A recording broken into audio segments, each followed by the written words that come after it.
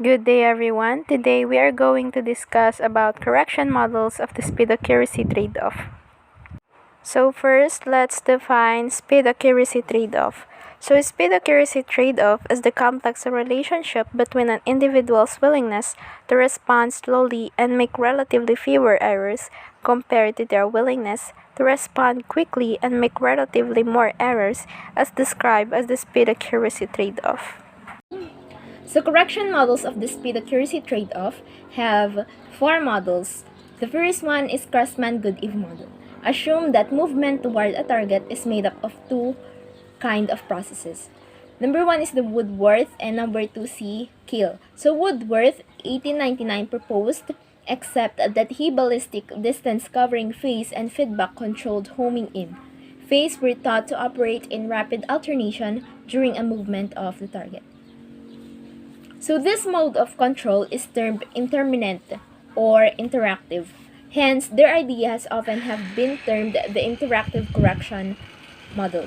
So the second one is Kill 1968, argued that each correction was proposed in the stages of information processing requiring attention, and that aimed movements were made up of a series of such corrections leading to a target.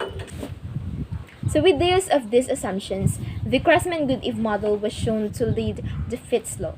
Furthermore, there was a good quantitative fit to some of the experimental data.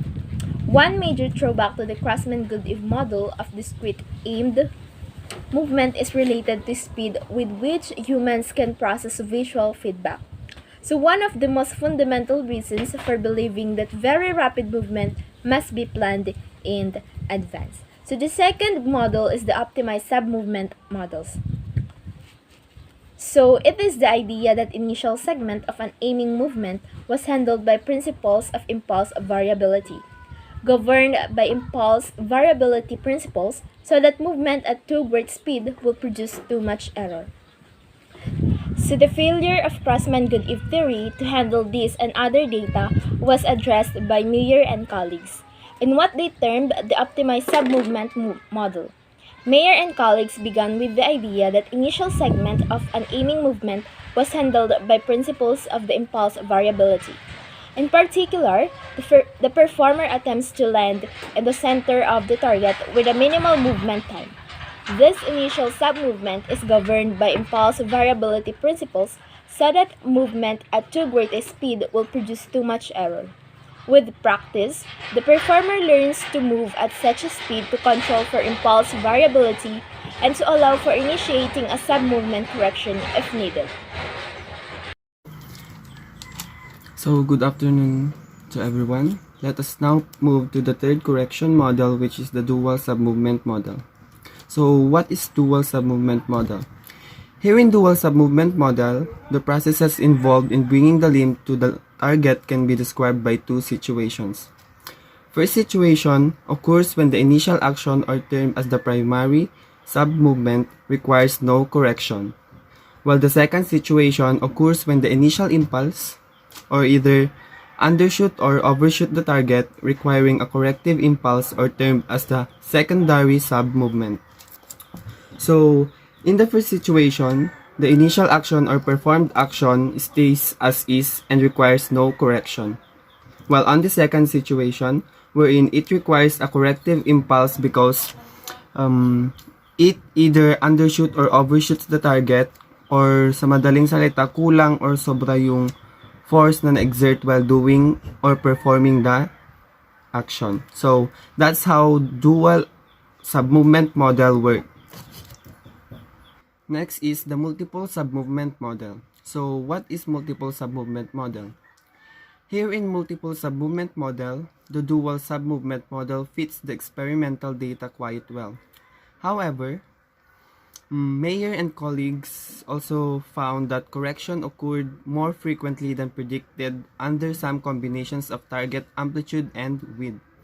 In revised version of the model, Meyer and colleagues of 1990 made additional assumptions to account for the fact that more than one corrective impulse could be made during an aimed movement.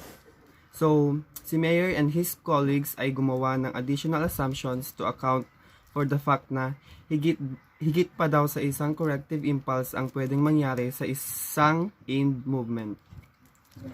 Multiple submovement model was supported by a reanalysis of data from Mayer and colleagues using different kinematic analysis protocol.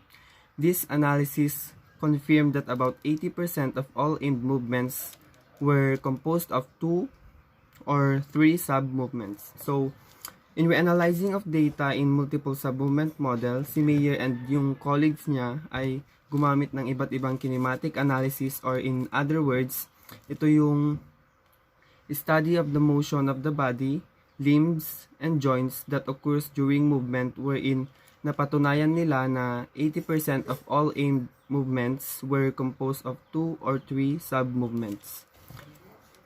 So, that is the multiple sub-movement model. So again, the 4 correction models of the speed-accuracy trade-off are CROSSMAN-GOODEVE model, OPTIMIZED-SUBMOVEMENT model, dual sub-movement model, and lastly, the multiple sub-movement model. Again, this is Ruben Montemayor and my partner May Alni Pascual. So, that's the end of our presentation. Thank you for listening and God bless.